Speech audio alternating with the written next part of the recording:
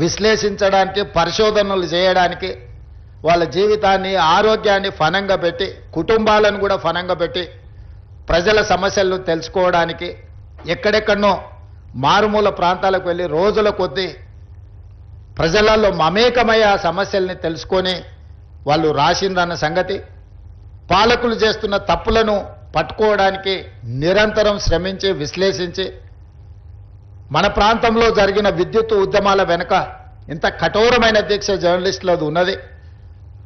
సరళీకృత విధానాలు వచ్చినప్పుడు ఆ సరళీకృత విధానాలు దేశ సంపదను పెట్టుబడిదారులు ఏ విధంగా కొల్లగొడతారని ఆనాడు విశ్లేషించిన జర్నలిస్టులకు ఈరోజు వచ్చినోనికి వాళ్ళ గురించి ఓనమాలు కూడా తెలియని పరిస్థితి, వాళ్ళు వస్తే కనీసం కూర్చోమని చెప్పాల్సిన కనీస మర్యాద పాటించాలన్న ఇంగిత జ్ఞానం కూడా కోల్పోయిన వాళ్ళు ఈరోజు వచ్చి మేము పత్రికా సమావేశాలు పెట్టినప్పుడు ముందల వరుసలు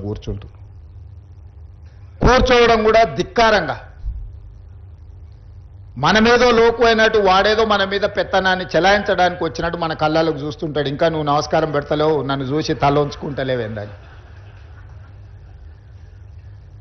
నాకైతే అప్పుడప్పుడు అనిపిస్తుంది దిగిపోయి పల్ల చెంపలు వలగొట్టాలని. కానీ పరిస్థితులు, హోదా అడ్డం వస్తుంటాయి. గతంలో జర్నలిస్టులను చూస్తే మర్యాద ఇచ్చి పలకరించి ప్రెస్ మీట్ అయిపోయిన తర్వాత వాళ్ళతో 10 నిమిషాలు మాట్లాడి మేము చెప్పిన దాంట్లో ఏమన్నా లోపాలు ఉన్నాయా, లేకపోతే మేము చెబుతున్న ఉద్దేశం ఇదే అని వాళ్ళతో చిట్ చాట్ చేసేది, కొద్దిసేపు మాట్లాడేది.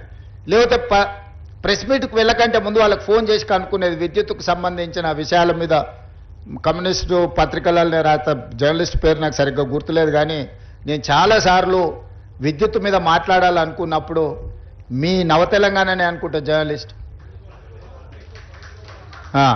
వేణుగోపాల్ గారు, నేను చాలాసార్లు నాకు కొంత అవగాహన ఉన్నా ఇది 100% కరెక్ట్గా ఉండాలని మాట్లాడితే అని చాలా సందర్భాల్లో పిలిచి కూర్చోబెట్టుకొని మాట్లాడి అసెస్మెంట్స్ నుంచి యాదాద్రి, భద్రాద్రి లాంటి విద్యుత్ ప్రాజెక్టులు, ట్రాన్స్మిషన్ లాసెస్ గురించి, విద్యుత్ బకాయిల గురించి, రైతుల సమస్యల గురించి చాలా సందర్భాల్లో జర్నలిస్టులతో కూర్చొని మాట్లాడి నోట్ రాసుకొని తర్వాత వెళ్ళి మాట్లాడేది. చాలామందికి మేము ఎంత వెనకాల హోంవర్క్ చేసినామని తెలీదు.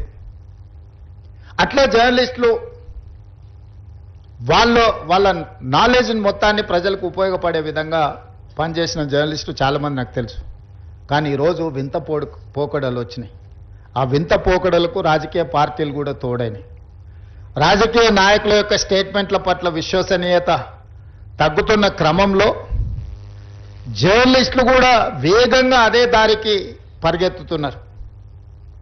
ఎందుకంటే యాజమాన్యాలు, రాజకీయ పార్టీలు పెట్టుకున్న పత్రికలు, ప్రసార సాధనాలు ఈ వ్యవస్థను కూడా నిర్వీర్యం చేసి కుప్పగూల్చడానికి ఒక రకమైన కుట్ర అనాలనో, స్వార్థం అనాలనో, లేకపోతే విపరీతమైన పోకడలు అనాలనో నాకు తెలియదు, కానీ వేగంగా రాజకీయ నాయకుల యొక్క విశ్వసనీయత ఎంత వేగంగా సన్నగిల్లుతుందో జర్నలిస్టుల యొక్క విశ్వసనీయత కూడా ఈ రాజకీయ పార్టీలు కొన్ని పెట్టుకుంటున్న పత్రికలు, ప్రసార సాధనాల వల్ల జర్నలిస్టుల యొక్క విశ్వసనీయత కూడా వేగంగా సన్నగిల్లుతుంది.